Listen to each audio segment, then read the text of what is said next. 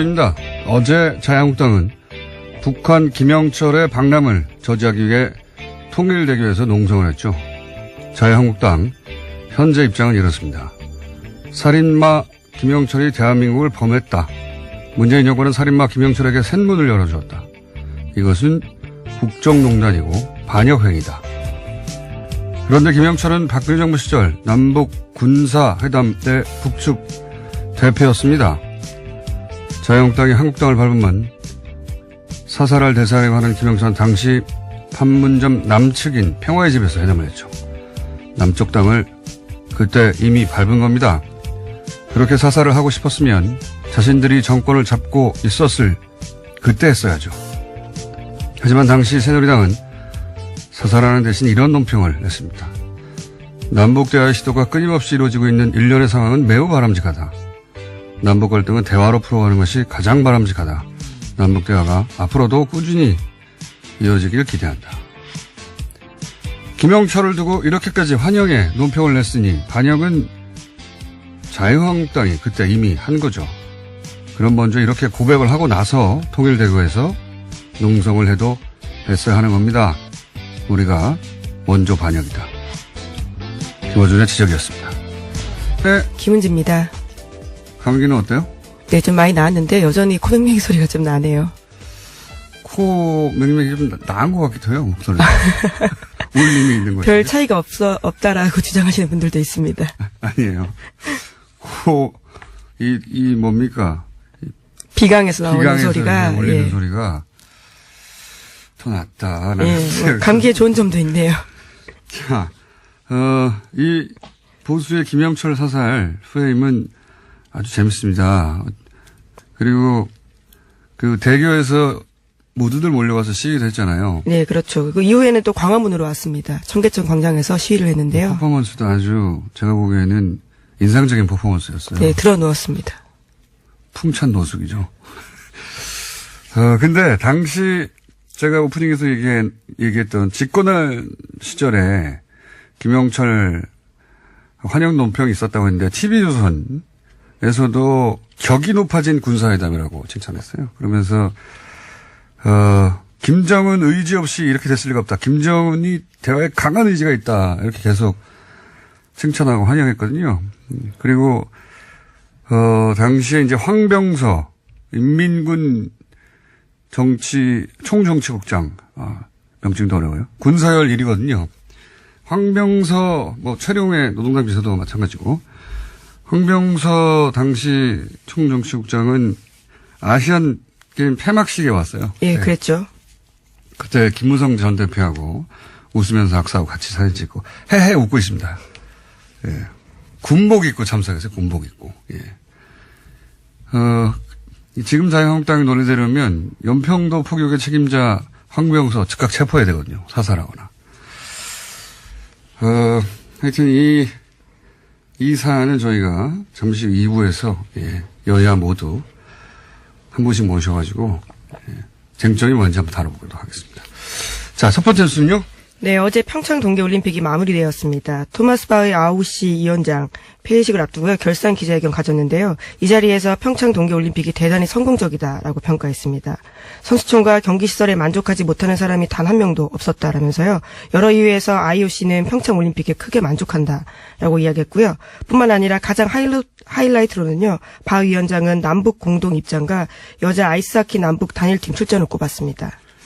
폐막식 때 칭찬해야죠. 칭찬해야 되는데, 이 남북 공동 입장과 남북 단일팀 출전이 하이라이트라고 말하면 이건 종북이에요, 우리나라에서는. 우리가 하면 종북이 되는 건데. 근데 대체적으로, 성공적이라는 평가가 많습니다. 보면 입장권도, 초과 판매했다고. 예, 판매율을 넘어섰다라는 거고요. 이 초과 판매를 어떻게 하는 거예요? 그러니까 목표치를 초과했다라는 점이고요. 아, 그렇군요. 예. 그리고 이제까지 동계올림픽 역대상 최대 규모라고 합니다. 유료 관중도요. 그러니까요. 이건 예상치 못했습니다. 그리고 이게 이제 동계올림픽 하기 전에, 동계올림픽 이전에, 하계올림픽도 그랬는데, 이게 적자다. 이런 얘기 계속 있었거든요. 올림픽 해봐야 시설만. 리우 올림픽 같은 경우에 올림픽 끝나고서 시설이 폐허가 된 그것도 계속 보도됐었는데 이번에는 흑자가 될 수 있을 것 같다. 이런 얘기가 있어요? 예, 조직위가 그렇게 밝혔는데요. 지난해 초만 하더라도 3천억 원의 적자를 예상했지만 지금은 세입과 세출의 균형 재정을 달성했다라면서요. 흑자 재정까지도 갈 수 있다라고 내부적으로 보고 있다고 합니다. 근데 이렇게 이제 올림픽이 실패할 것이다. 혹은 실패하기를 바라는 것은 일본 보도가 가장 심했어요. 일본 관련 보도를 주기적으로 저도 챙겨봤는데 역대 최악의 올림픽이다. 이런 보도는 우리나라에서는 없었고 전 세계적으로 썼는데 일본에서만 많이 있었습니다. 역대 최악이다. 그리고 뭐 얼어 죽는다 가면 이런 보도하고 이상한 보도 많았어요. 근데 그리고 뭐 남북 공동 입장이나 그 단일팀 논란에 대해서 적극적으로 우리 보수하고 같은 입장 이해를 같이 하는 보도가 많이 있었고 우리 보수와 이 아베 정권이 올림픽에 대해서는 입장이 매우 유사했다. 예, 그 외에 유사한 지점도 많지만 하여튼 일본을 제외하고는 대체적으로 긍정적인 평가가 외신도 되게 많죠. 예, 네, 그렇습니다. 외신 평가 대부분 긍정적인데요. 로이터 통신은 IOC도 엄지를 치켜세운 올림픽 운영이었다면서 선수촌이 완공되지 않았던 2016년 리우 올림픽과 비교된다라고 보도했습니다.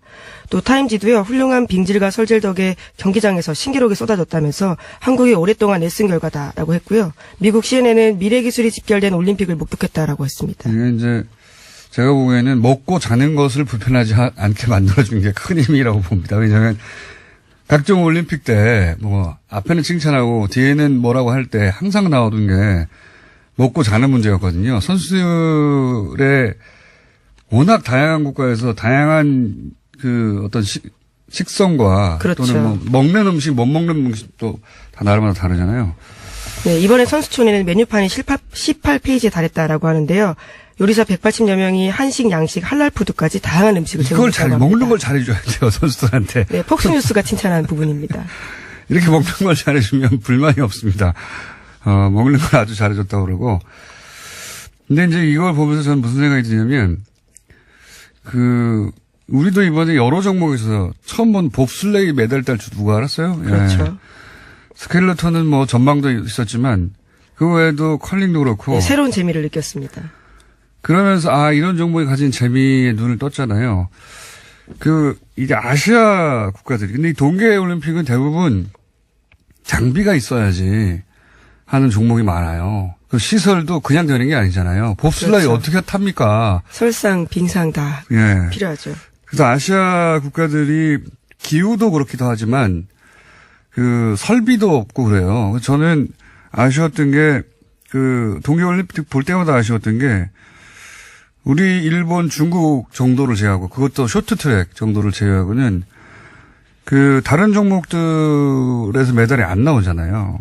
저는 이번 기회에 아시아 동계올림픽 메카로 평창을 만들면 어떨까. 그래서 아시아 봅슬레이 센터, 아시아 스켈레톤 센터, 아시아 컬링 센터에서 아시아 선수들을 겨울마다 이렇게 모아서 대회하고, 물론 동계아시안 게임도 있지만. 네, 지금 유치하겠다라고 밝힌 바가 있는데요. 최문순 강원도지사가.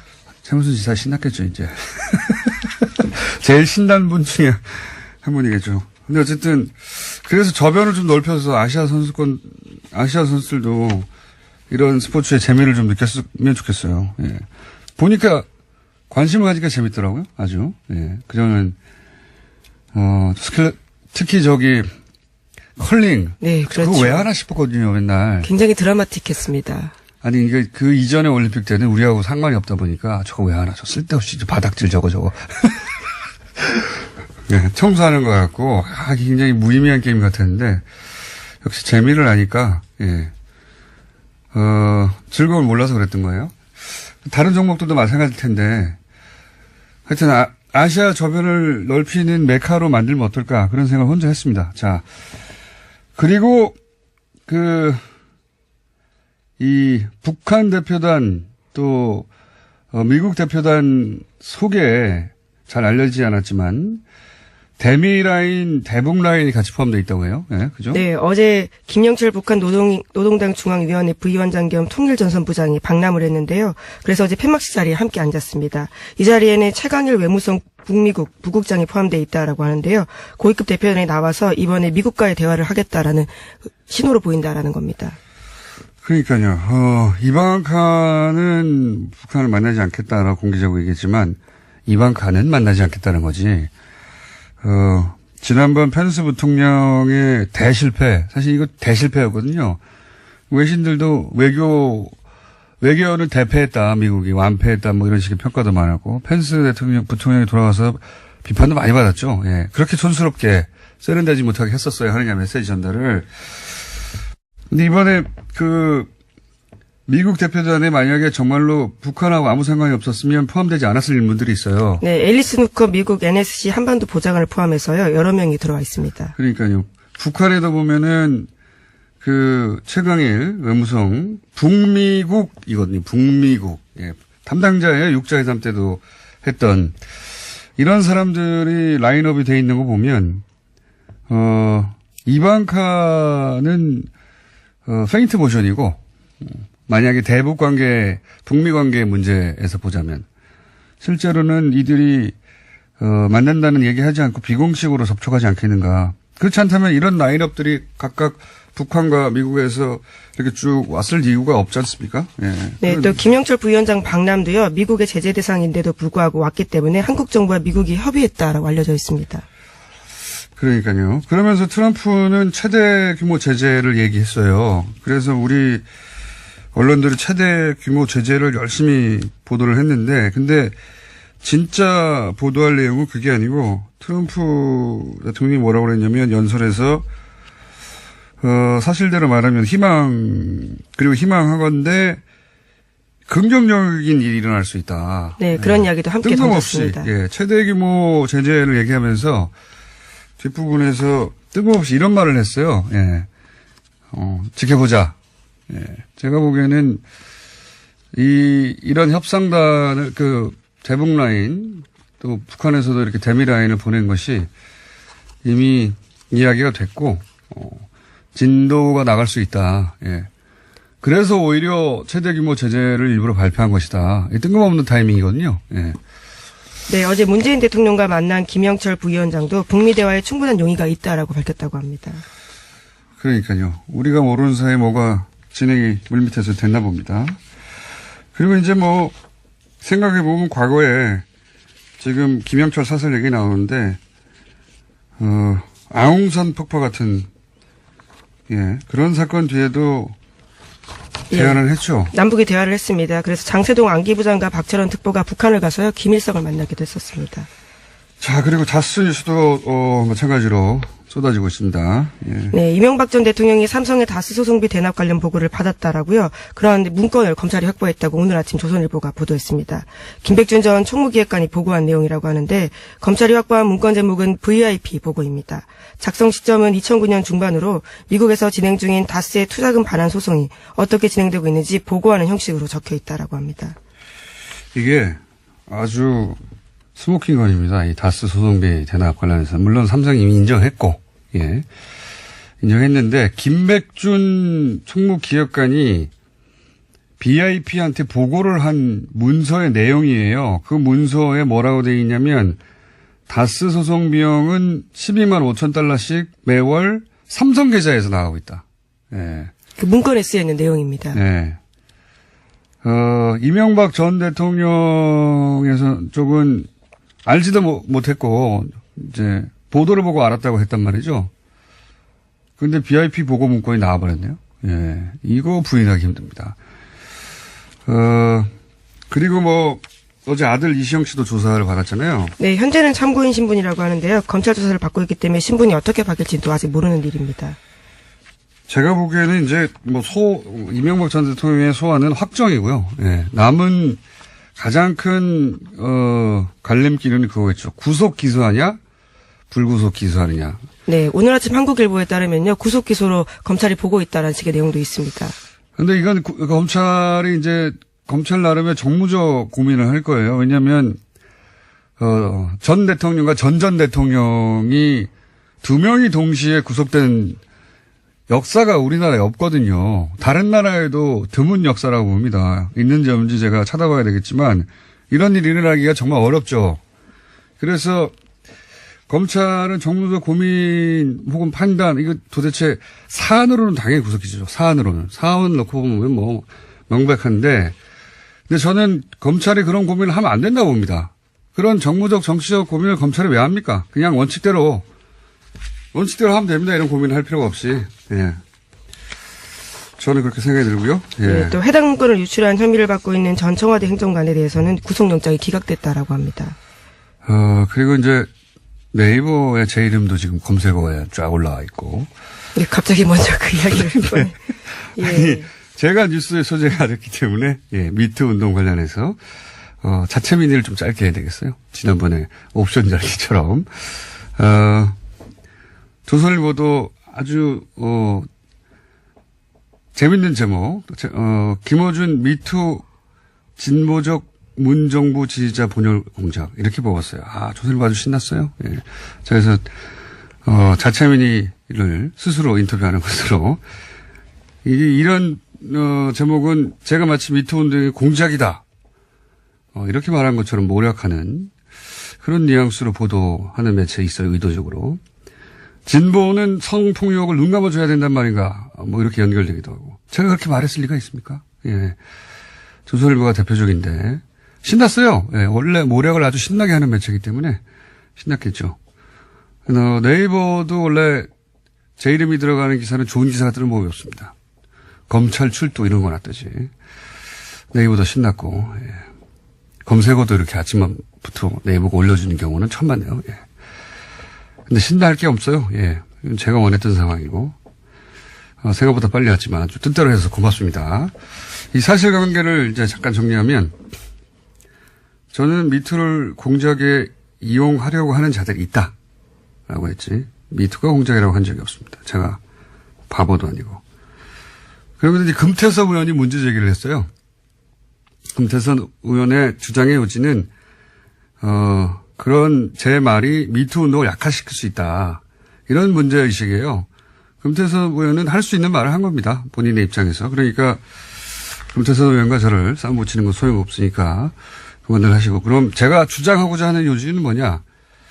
금태섭 의원의 우려도 염두에 두면서 동시에 아주 잘 살펴봐야 하는 게 있습니다. 그게 뭐냐면, 미투 운동은 뭐 진보 보수 할 거 없이 이 남성 중심의 문화 속에서 권력과 위기에 의한 성적 폭력, 그걸 고발하고 그 문화를 개선할 이게 절호의 기회가 온 게 분명하거든요. 근데 이 어렵게 찾아온 기회를 누군가는 이 진보 진영에 대한 공작의 소재로 만들고 싶어 한다. 이렇게 되면 이 중요한 기회를 진보 진영 내의 젠더 갈등으로 가둬버립니다. 이렇게 프레임이 잡히면 미투 운동이 흔들려요. 진보 진영 내 분열로 끝나는 거예요. 그러니까 여성들은 이 미투 운동을 진보 진영에 대한 공격 소재로만 그렇게 연결해서 그렇게만 이용하려는 의도와 시도를 볼 때마다, 그런 거 볼 때마다 이미 보수 정당에서는 뭐 청와대가 사과하라고 성명도 내고 댓글부터도 열심히 그렇게 하고 있어요. 그런 기사도 이미 있습니다, 많이. 이럴 때는 이제 진보적인 여성 지지자들은 당황해요. 당황할 필요가 없습니다.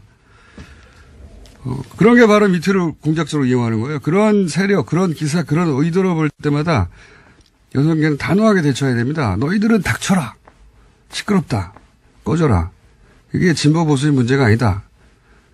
눈을 부릅뜨고 그런 프레임을 깨야 돼요. 이 운동을 그렇게 이용하는 것, 이 운동이 이렇게 이용당하는 것을 차단하고 아주 확실하게 선을 그어야지, 안 그러면 본질은 사라지고 운동은 소멸되고 공작이 남는다.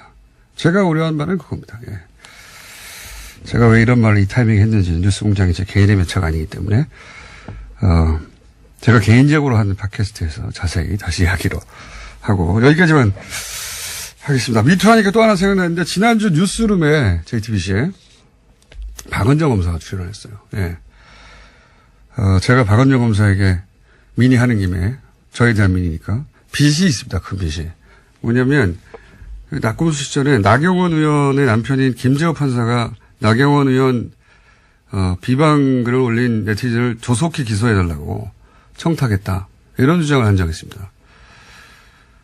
그래서 나경원 의원이 허위사실 유포로 저희를 고발했어요. 예.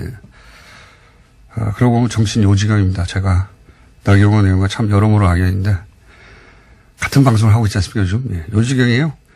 근데 그때 저희를 살린 게 박은정 검사예요. 예. 당시 인천지검 소속이었는데 박은정 검사가 공안수사팀에 자신이 김 판사로부터 조속히 검토해달라는 전화를 받았다고 말을 합니다. 그렇게 말을 해달라고 저희 부탁한 게 아니에요. 이명박 시절인데 현직 검사인데 어떻게 나서서 해달라고 부탁을 합니까?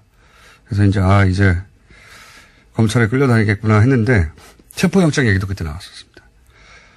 근데 박은정 검사 본인이 나서서 공안수사팀에 당시 이 사건을 수사하던 그 말을 한 거예요. 내가 그런 전화를 받은 적이 있다고. 그래서 저희가 살아났어요. 박은정 검사는 그 말을 하고 사표를 냈죠. 나중에 반려되긴 했는데 크게 문제가 돼서. 그래서 제가 이제 한 달인가 있다가 박은정 검사 만나서 고맙다고 인사했어요. 커피 한 잔 사드리고. 커피 한 잔만 사드렸습니다. 고기를 한번 사드려야 되겠다. JTBC 보도를 보면서. 이 숨겨진, 잊혀진 이야기인데, 예. 갑자기 고맙다는 말을 못해서 공개적으로 다시 한번 드립니다. 자, 오늘 여기까지 하겠습니다. 감사합니다. 네, 김은지였습니다. 북한 김영철 통일전선 부장 박람회 야권이 아주 크게 반발하고 있습니다. 밤샘 시위까지 했는데요. 더불어민주당 이철희 의원 그리고 자유한국당 안상수 의원 스튜디오에 직접 나와주셨습니다. 안녕하십니까? 안녕하십니까? 네, 안녕하십니까? 네. 자, 보통 이제 제 소개를 하거든요. 인천 중구동구 강화 홍진이 안상수입니다. 이렇게. 그건 양해를 좀 하셔야지. 하시죠. 다시 한번 말씀하실 기회를 드리겠습니다. 네. 인천 중구동구요? 네. 네. 중구동구 강화군 옹진군. 네. 인천 중구에 계신 유권자 여러분 잘 들어주시고요. 네. 제 지역군 대한민국입니다. 비례이기 때문에. 예. 비례, 다른 얘기긴 합니다만 오늘 주제와 비례로 나왔다가 이렇게 지역구 자리 잡기가 어렵지 않습니까? 쉽지 않죠. 쉽지 않죠. 그래서 이제 지역구 의원들은 비례 의원들을 아직 그죠? 예. 아직 그래, 조금 좀, 아직 멀었다. 비중을 좀 덜 두죠. 자, 맞습니다. 그래서 비례 의원들은 저희가 잘 안 쳐주는데. 이 저리원은 이제 3선급. 3선급 비례입니까? 그렇죠. 네, 그렇게 쳐주십니까? 하지만 밖에 나와서 이제 국회에 가시면 또 안 쳐주시잖아요. 비례니까. 국회에서 그런 게 좀 있습니다. 그걸 저희가 따로 주제를 한번 다뤄보겠습니다. 이렇게 이제 웃고 계시는데, 여야가 여기서는, 이 방에서는. 어제는 아주 큰 전선이 펼쳐졌습니다. 예. 우선 밤샘 시위를 하신 쪽이니까, 안상수 의원으로부터 왜 그렇게 밤샘 시위까지 했는지 좀 들어보겠습니다. 저는, 인천광역시장 시절 2010년 3월 26일 새벽, 그야말로 북한에서 우리 천안함을 폭침을 시킴으로 해서 46명의 우리 젊은, 장병들이, 그야말로 물속에서, 차가운, 물속에서 구조되는 과정을 다 지켜보고, 평택에서 연결식을 하고 대전의 현충원까지 가서 안장을 시킨 함께한 그런 장본인 중에 하나입니다. 그 당시 온 국민과 함께 대한민국이 공격당했다는 거에 대해서 굉장히 분개를 했는데 지금 그 김영철이 바로 공격을 한 부서의 총책임자였다라는 것이 정설이고 따라서 그런 사람을 지금 이런 축제에 보내는 것이 맞지 않다. 그래서 이것은 대한민국 국민으로서의 긍지를 가지고 막아야 된다. 이래서 저희들이 정말 밤샘을 하면서 막은 그런 일이었습니다. 이 의원님? 저는 잠깐만요. 저 안상수 의원님께서 처음 나오셔가지고 저희 규칙을 잘 모르실 텐데 초반에는 이렇게 한 사람 한 사람 얘기하다가 중간에 알아서 상대방 말이 말도 안 되는 얘기를 하면 끊으셔도 됩니다. 좋습니다. 네. 네, 오늘은 여당 탄압을 좀 총수하시는 것 같은데 말을 자꾸 끊고 저는 이 김영철 같은 사람이 그야말로 전범하네 우리 입장에서 보면 조선일보도 2014년 사설에서 전범이라고 했는데 전범이 대표로 온다는 것에 대해서 마땅치 않죠. 불쾌하죠. 그러나 그 조선일보에서 쓴 그대로 그게 남북이 참 현실이고 2014년에 쓴 그렇죠. 예, 이번이 아니라 예. 그때 조선일보가 쓴 논설이 저는 맞다고 보는데 그런 사람조차도 상대해야 되는 게 남북 대화 현실인 겁니다. 그걸 인정해달라는 것이고 새누리당이 자유한국당이 죄송합니다. 계속 야당만 한 정당이 아니잖아요. 집권당을 여러 차례 했고 오랫동안 해왔고 얼마 전까지만 해도 9년 동안 집권 여당을 했는데 그때 남북 대화 시도를 했잖아요. 그리고 박근혜 대통령이 이 야당일 때 당시엔 야당이었죠. 당대표 할 때는 김정일이 내주는 전세기 타고 북한까지 갔다 오셨잖아요. 근데 그런 전례들을 다 비춰보면 지금 이렇게 주장하는 건 너무 과하다.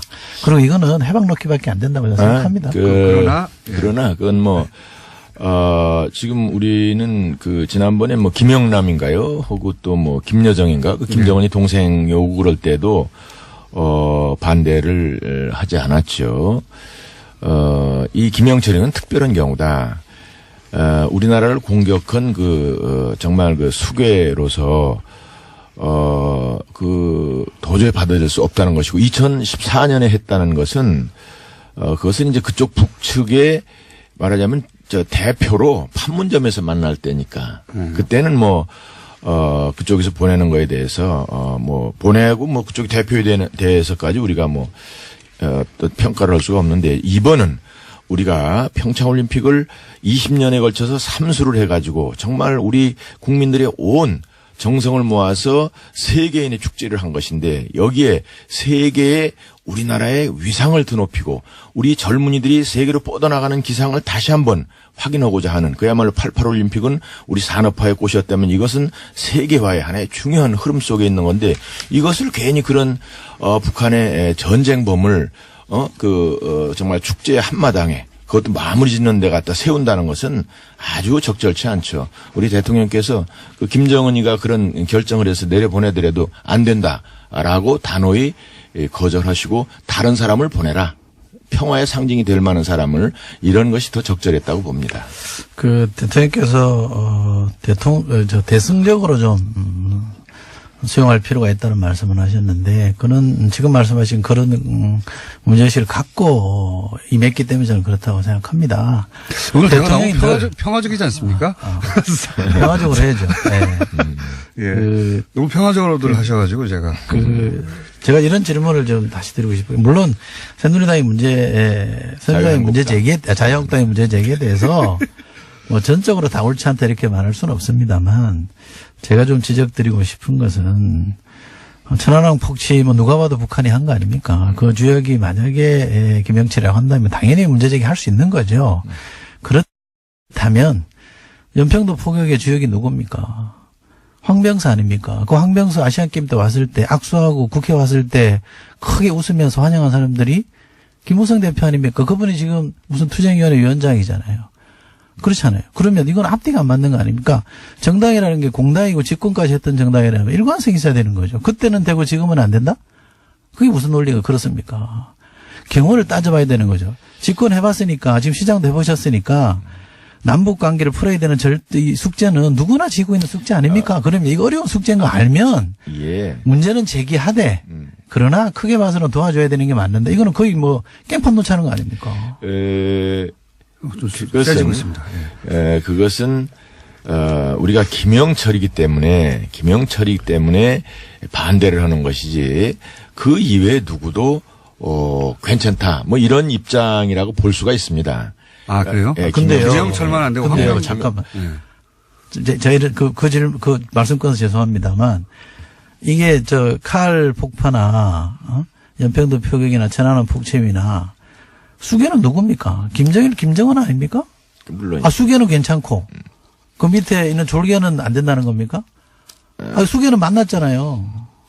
그러나 비밀 회담 했잖아요. 이제 그것은 전세기 줬잖아요. 그것은 근데 무슨 그런 거는 예가 됩니까? 일종의 이제 그 상황에 따라 다르다는 거죠. 그러니까 내 얘기는 아니 그 상황이 자유한국당에 처한 상황이면 안 되죠. 아니 이게 지금 그야말로 우리나라가 세계인을 모시다 놓고는 축제에다가 전쟁광을 마무리하는 데서 직접 우리나라를 공격한 군인의 그 경찰의 총수 그런 사람을 보내는 거에 대해서 우리가 반발하는 것이고, 잘못하면은 이것이 김정은이한테 이거 한국은, 우리 대한민국은 다 지네들 하는 걸 환영하는구나, 이래서 어느 날 갑자기 밀고 들어올 수도 있는, 그 전에 김일성이 전쟁을 일으킬 때 6.25 때 얘기입니다만, 전쟁을 일으키면 남한에 있는 좌파 세력들이 전부 다 봉기할 걸로 생각했다는 거 아니에요. 지금도 그런 사인을, 오판을 할 수 있는 사인을 주지 않을까, 나는 그게 큰 걱정입니다. 저는 그 자유한국당이 이번 올림픽에 대해서 처음부터 어깃장을 놓지 않았다면, 평양 올림픽이니 뭐니 우리나라에서 벌어지는 이 올림픽을 평화의 제전으로 만들려고 하는 노력에 찬물을 끼얹지 않았다면, 많이 도와주고 같이 하는 속에서 이런 문제 제기를 했다면 제가 100배 양보하면 이해할 수 있습니다. 처음부터 이 올림픽에 대해서는 시비를 걸었잖아요. 그리고 올림픽 우리 선수들이 얼마나 선전했습니까? 그거 통일대회 가서 연전 홍성할 때 우리 컬링 선수들이 시합하고 있었습니다. 그 응원했으면 금메달 땄을 거예요. 그 처음에 우리가 그 계속 춤을 췄잖아요. 그리고 지금 평창 와서 올림픽 기간 그렇게 중에 시비 걸면 안 되죠. 정쟁을 안 하겠다 해서 일체 우리도 모든 그런 부분에 대해서 협조를 하고 그랬는데, 이번에 김영철 건에 대해서만큼 도저히 용서할 수가 없다. 이것은 잘못하면 북에도 사인을 잘못 주는 것이고, 또 우리의 우방 UN, 우리를 지금 지지해서 북한을 압박하고 북한을 비핵화를 유도하려고 하는 그러한 우방들에도 잘못된 사인을 주겠구나. 우리 대한민국이 북한 편에 서가지고 세계적인 이런 제재를 혹은 이런 우리가 북한에 대해서 압박하려는 여러 가지 이런 것에 대해서 우리 측에서, 대한민국에서 또 혹은 문재인 대통령이 김을 빼는 거 아니냐, 이런 그 오해를 줄 수 있게 충분하지 않느냐. 그래서 우리가 대한민국이 그렇지 않다는 걸 보여주려고 하는 그런 몸부림이었다, 이렇게 해석하는 것이 더 나을 겁니다. 저희가 그 대북 압박의 국제 공조는 한치의 틈도 허용치 않겠다는 것은 분명하게 밝혔고요. 미국하고도 저는 그렇게 긴밀하게 대화를 통해서 보조를 맞추고 있다고 봅니다. 우리가 김영철이 온다 그랬을 때 미국이랑 대화 없이, 협의 없이 받아들인 건 아닌 거거든요. 그러니까 충분히 협의를 통해서 하고 있기 때문에 그것도 어느 정도 문제제기는 할 수 있지만 지나치게 나가면 저는 안 된다고 생각하고요. 저는 사실은 정치를 뭐 오래 하지는 않았습니다. 이렇게도 자유한국당이 왜 저럴까라는 의문을 기본적으로 갖고 있었는데 상식적으로 납득이 안 되거든요. 그렇다면 제 해석은 뭐냐면요.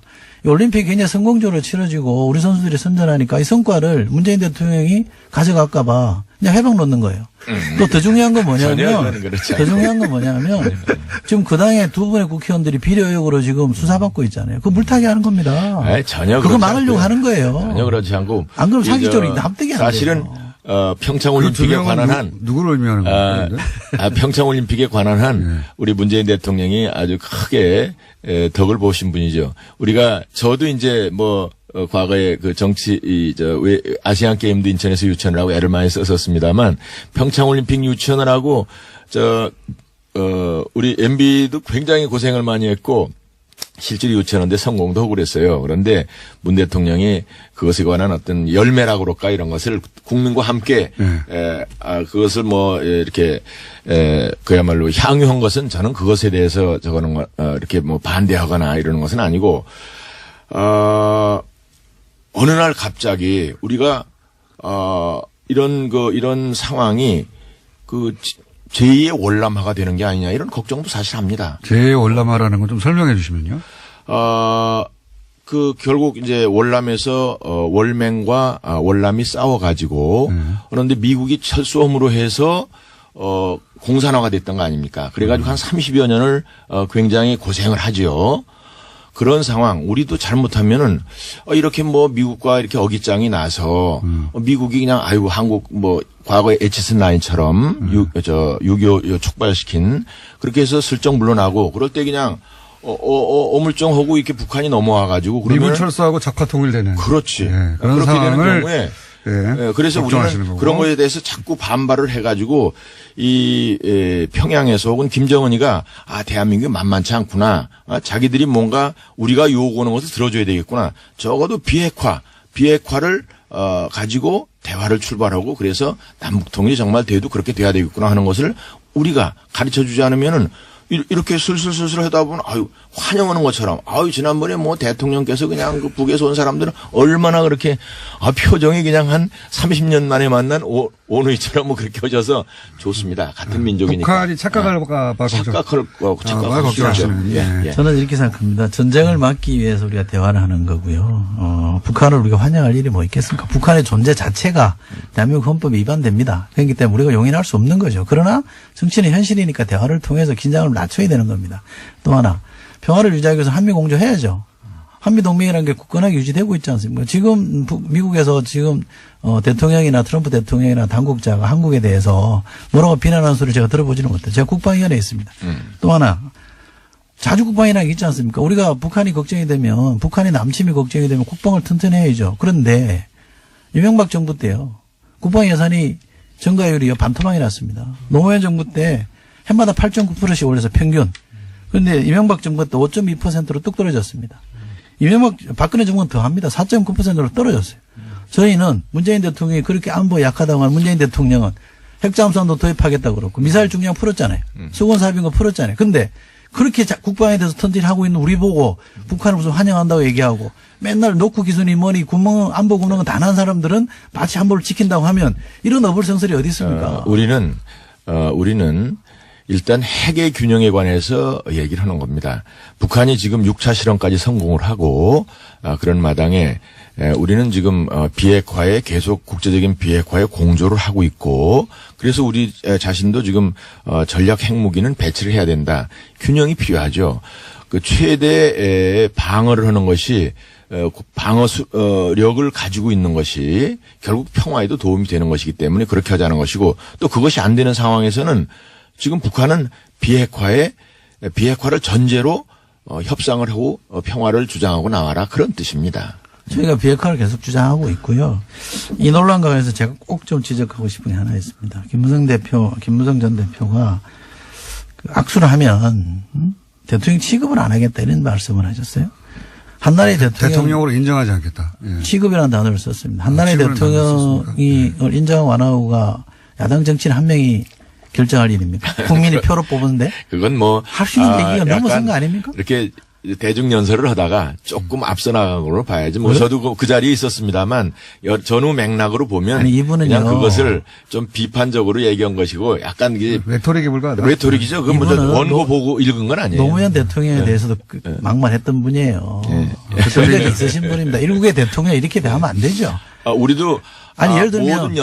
모든 연사가 가서 보면 나도 유심 들었는데 문재인 대통령에 대해서는 깍듯이 왜냐하면 말을 막 하다 보면은 뭐 그냥 반말도 나오고 이럴 수가 있는데 문재인 대통령에서는 그렇게 한 건 사실이고 그 이제 김무성 대표가 조금 약간 격앙이 돼서 그런 표현을 한 것은 사실인데 원고를 읽은 건 아니에요. 예를 들면 우리 안상수 의원님이 인천시장 하셨잖아요. 예. 인천시장 하고 있는데 당시 야당 시의원이 당신을 시장으로 인정 못하겠다 그러면 저 인천 시민의 권리를 침해한 거 아니에요?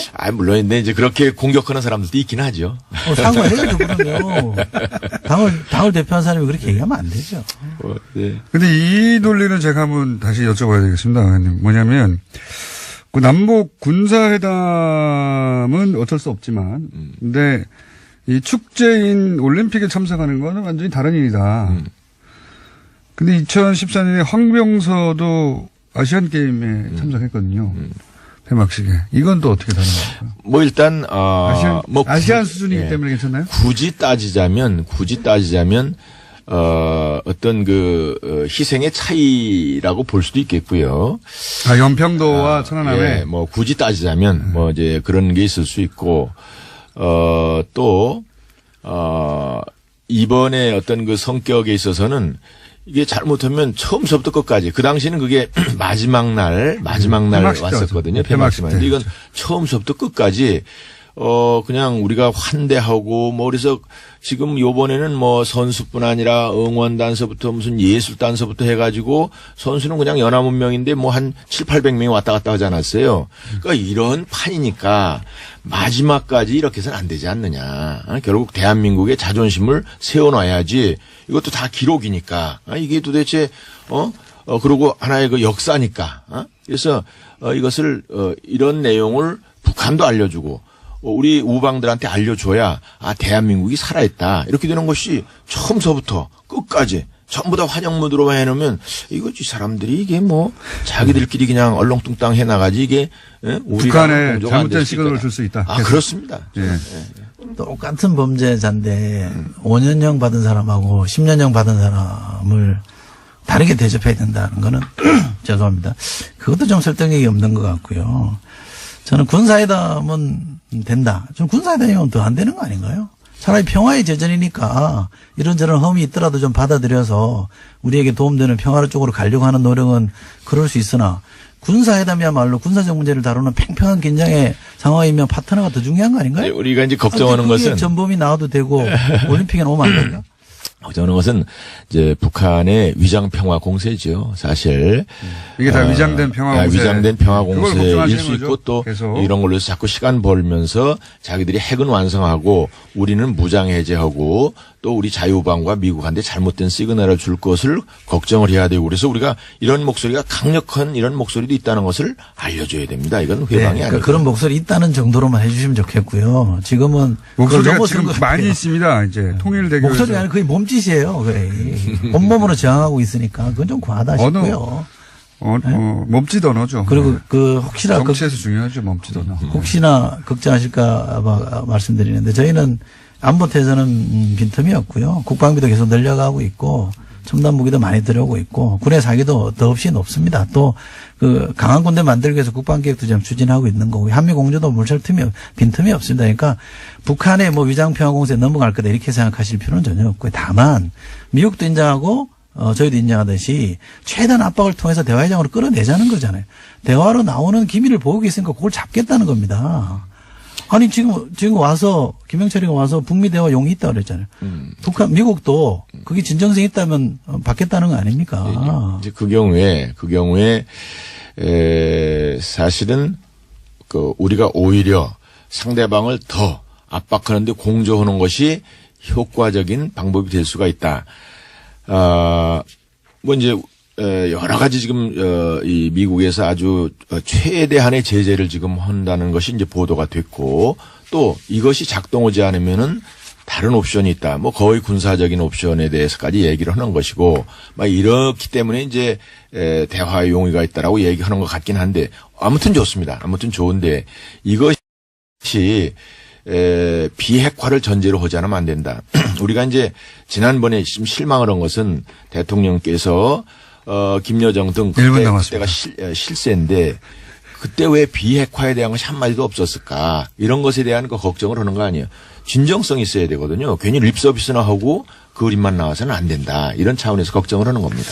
예, 이제 문제 제기는 자유한국당이 충분히 했으니까 이제는 국회로 돌아오셔서 국회에서 논의하고 산적한 과제들을 풀어야죠. 민생이 지금 급하다고 하지 않습니까? 문제 제기 충분합니다. 이쯤에서 이제 정상화하죠. 아마 그렇게 될 겁니다. 다만 너무 쉽게 동의해 주시니까. 이제 다만 오늘 오후 3시에 우리가 청계광장에서 수십만 명을 모시고 거기까지만 하고 보고를 하고 우선 그다음에 판단을 할 겁니다. 예. 수십만 명 다 나오기로 약속됐나요? 이따 보십시오. 기대하겠습니다. 자, 오늘은 저희 2부답지 않게 약간 심심하게 진행됐습니다.